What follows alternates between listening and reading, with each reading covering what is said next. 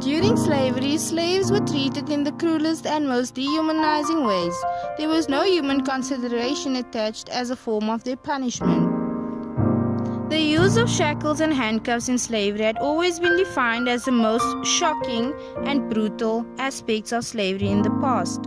Slave shackles were the most popular used items in the early 15th century, in which slaves were chained on their wrists, ankles, or even their neck. However, these restraints served as a powerful way for slave owners to control their slaves both physically and psychologically. Hence, the restraints used on slaves were related to those used on prisoners at the time, given the inference that slaves were nothing better than criminals. Branding irons were used to mark all confined slaves, habitually during slave trade, for recognition or as punishment. Branding were used to identify runaway slaves. However, the organic structure to be branded was either the palm, back, shoulder, buttocks, or abdomen. Tortured instruments are introduced in various forms and hardship.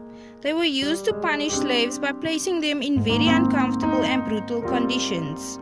When instruments are worn, slaves are forced to proceed with their daily tasks with the uncomfortableness of the instruments. They are also supposed to work at the same speed as they do when free.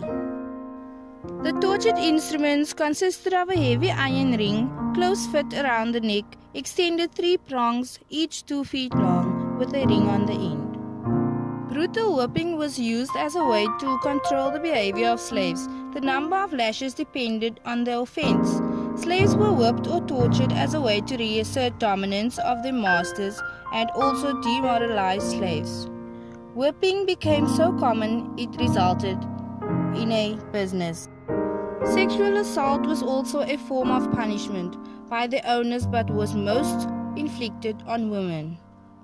Slave owners would label a certain group of slave women who they thought were promiscuous as Jezebels, and these women would be sexually abused several times throughout the day.